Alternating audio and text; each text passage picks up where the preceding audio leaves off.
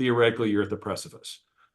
And so all this idea is like the deficit, the deficit, the deficit. But it's my only interjection that to me seems a little bit different this time is there was always more deficit hawks, fiscal hawks. They were always saying, well, we're spending money too much. The market's not going to accept it. You don't understand market dynamics real well or market depth.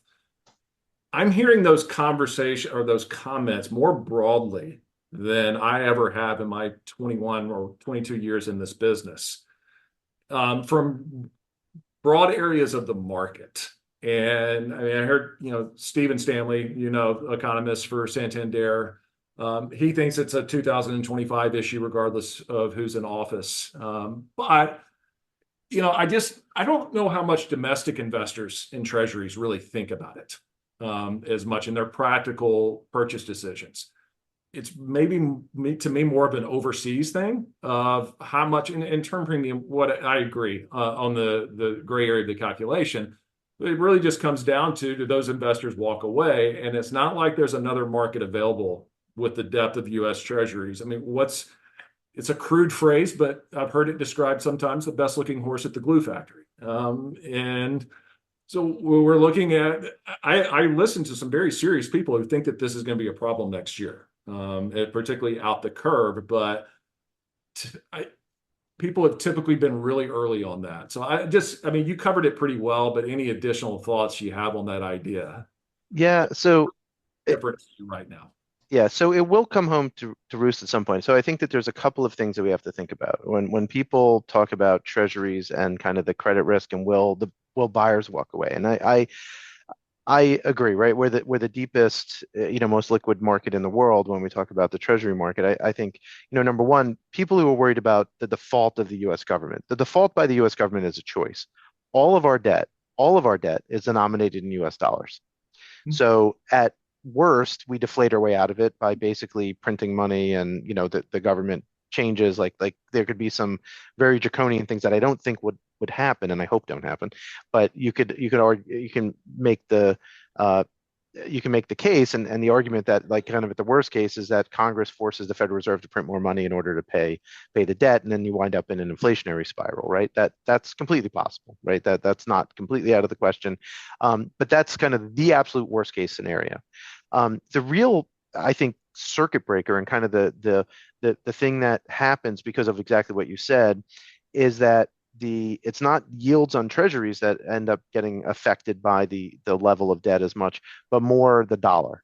So the dollar could weaken substantially against certain currency is that where they have a better fiscal situation and they have better growth rates than the US does. Number one, like if we have stagflation and they have, good real growth plus a little bit of inflation, they would probably be the beneficiaries of investment flows and the like. So you'd wind up seeing the dollar slip pretty substantially. And we've actually written a couple of notes about that in the not too distant past about how that has tended to be the case in countries where you have all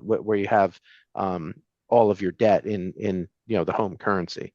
The other thing about the demand side of things, and that's really where this comes from, right? We know that we're going to have $1.5 to $2 trillion deficits for years, right? And again, that's nominal, right? So as a percentage of growth, it's actually growth of the debt is actually slowing. It doesn't sound like it because you always say these huge numbers. But on the demand side, keep in mind, like if we have $20 trillion of debt outstanding and we have 5% interest rates on average on that debt, that's $1 trillion that's getting thrown off every year by those securities.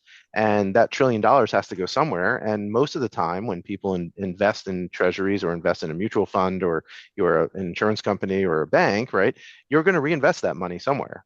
So that money winds up flowing its way back, whether it's someone buying corporate bonds or buying treasuries or buying something else. So there's almost natural demand of close to $1 trillion a year that's being created just by the debt itself, which is ironic, right? But basically you're refinancing your own debt just with the reinvestments of your coupon. So the irony of ironies, but it's true, right? It's just there. Money has to go somewhere. So that's something to consider as well. So $1 trillion of that $1.9 trillion deficit is it's already spoken for in a way. So then the question is, where does that incremental demand come from? Well, it comes from savings, right? And there are people, like, the savings rate in the U.S. is not zero, right? There is substantial savings in the U.S.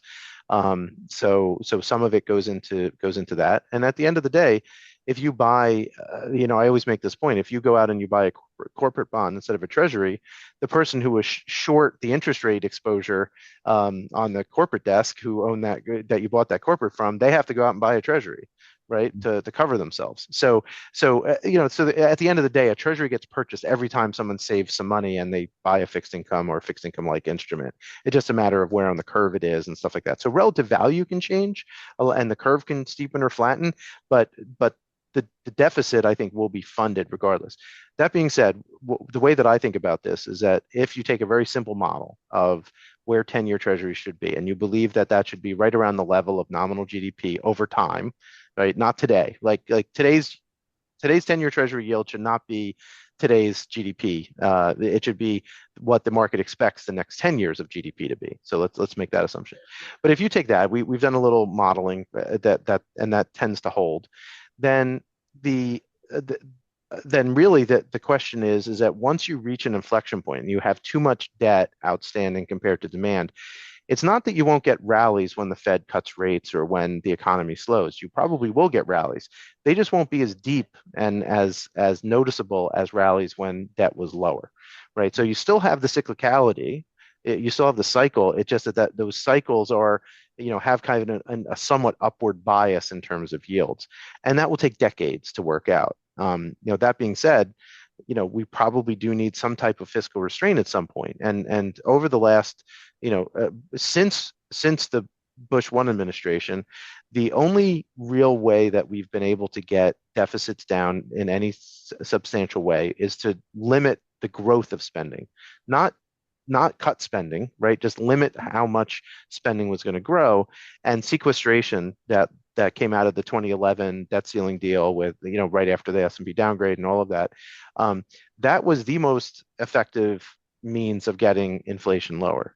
The deficits lower.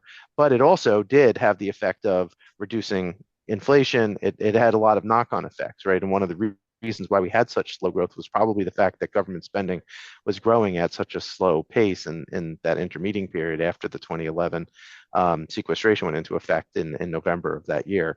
So, and could we use something like that? I think we might, right? Like, can you imagine like a great way to get inflation under control, given that, at least in my view, a large part of inflation, not all of it, certainly, but a large reason why we had the inflation that we've had over the last couple of years is the fiscal largesse of the government.